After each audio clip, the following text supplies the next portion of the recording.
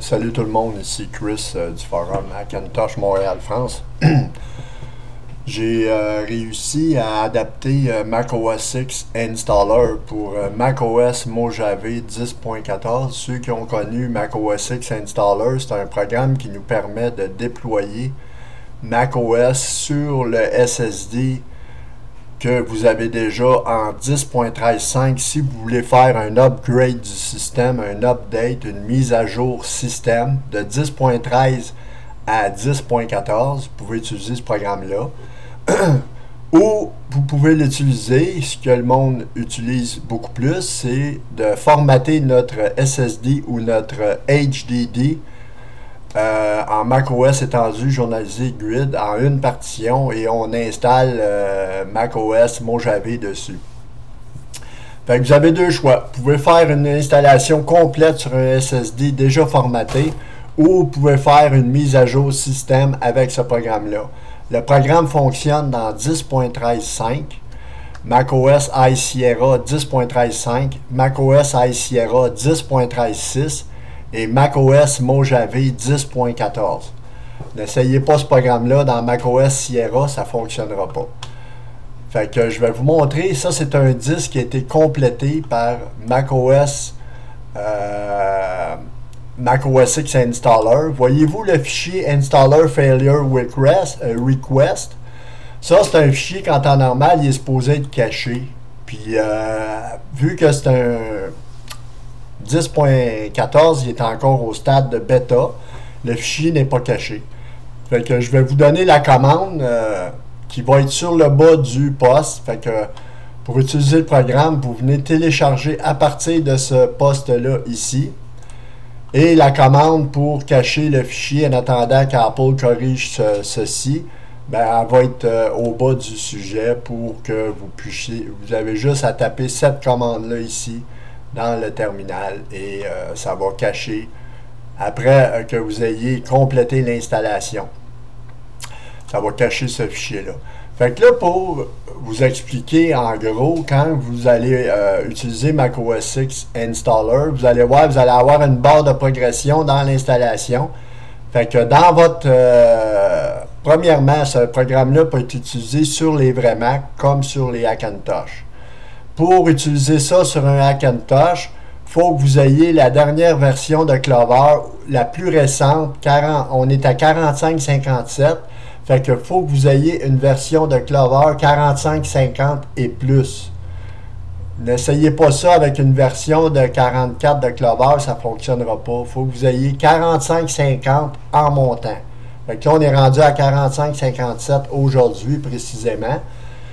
Fait que si vous avez un vrai Mac, vous êtes en business, vous n'avez pas besoin d'utiliser Clover. Puis pour ceux qui ont déjà une installation de Clover, ben vous bootez simplement sur Boot Install from macOS X Installer. Vous allez voir, vous allez avoir un icône de macOS Mojave qui va être Install from macOS X Installer.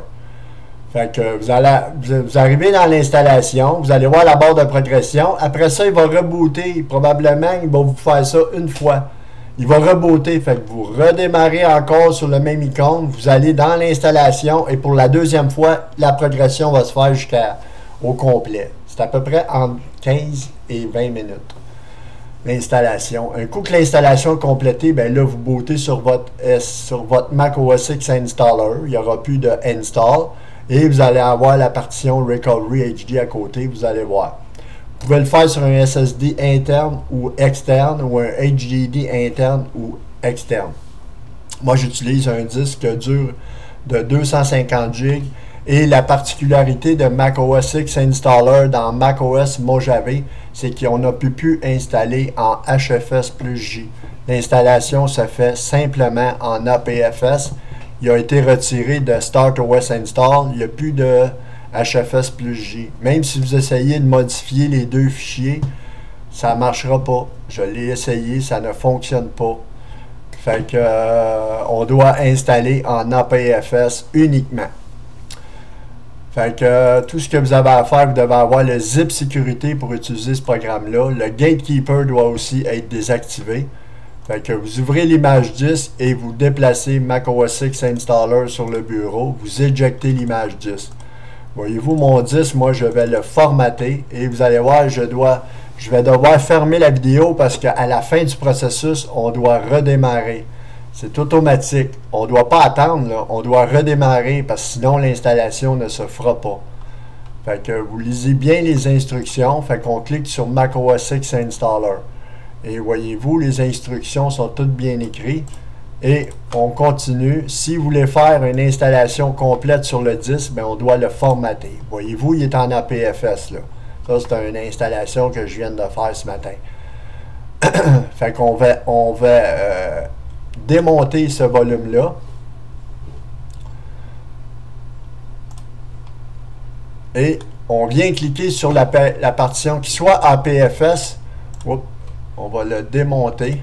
Qu'il soit APFS ou HFS plus J, c'est pas important. On doit venir le formater en une partition. Fait qu'on vient cliquer sur le disque et on fait effacer en macOS étendu journalisé en grid. N'allez pas l'effacer en APFS. Vous le renommez le nom que vous voulez. Il va être USB disque. Hein, je vais mettre USB disque. Il va être renommé le nom qu'il était déjà. Fait qu'on efface le volume entier après l'avoir démonté la partition. Il va être effacé en macOS étendu journalisé grid.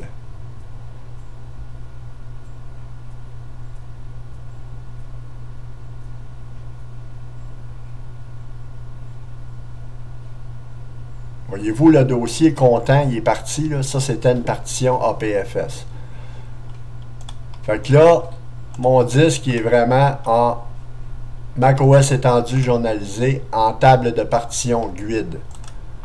Fait que vous venez quitter l'utilitaire de disque et on vient sélectionner le disque qu'on a formaté au préalable. Moi, c'est USB disque. Et voyez-vous, il a été renommé macOS X Installer. On continue là-dessus. On vient chercher notre install macOS 10.14. Là, il est au stade bêta. Quand ça va être la version finale, ben c'est aucun problème. C'est la même chose. Fait qu'on choisit notre installer et macOS X Installer, on clique là-dessus, on vient entrer notre mot de passe et on doit simplement attendre la fin du processus. À la fin du processus, vous allez avoir une fenêtre qui nous demande de redémarrer. On ne doit pas attendre, on doit redémarrer. Puis là, ben moi, je vais devoir arrêter la vidéo pour redémarrer parce que j'ai pas le choix, je dois redémarrer par quand même. Même si je fais force à quitter sur le programme, il va redémarrer quand même. C'est automatique. macOS X Installer, on doit redémarrer pour que l'installation se poursuive. Et là, voyez-vous, il y a un fichier macOS X Install Data. macOS Install Data est en train d'installer tous les fichiers pour l'installation de macOS. Fait que c'est ça que je vous dis. Ça vous prend une installation Clover récente. Ou si vous avez un vrai Mac, ben vous n'avez pas besoin. Vous avez simplement, vous pouvez l'utiliser en interne pour faire une mise à jour de macOS 10.14 ou une installation sur un disque qui a été formaté au préalable. Fait que c'est ça mes amis, j'espère que la vidéo vous a plu. Puis comme je vous ai dit, vous utilisez la commande après pour cacher le fichier Failure Request. C'est comme ça dans Create Install Media, c'est comme ça pour macOS Mojave HD, parce que je sais pas qu'est-ce que Apple, regardez, il se casse pas la tête avec ça pour des niaiseries là, au niveau bêta. Là. Comme vous pouvez voir dans l'installation de macOS Mojave, c'est encore le logo de macOS High Sierra. C'est tous des petits détails qui vont être corrigés au fur et à mesure. On est au stade de la bêta 1, fait qu'il faut être patient. Il va y avoir plusieurs bêtas avant la version finale. Fait qu'on va voir quand est-ce qu'Apple va nous lancer cette version finale-là. Ça va être la développeur, la Golden Master qu'on appelle. Fait que là, voyez-vous, le processus est pratiquement terminé. J'ai resté avec vous tout le long dans la vidéo. Fait que moi, je dois quitter la vidéo et on se revoit. Je vous remercie beaucoup.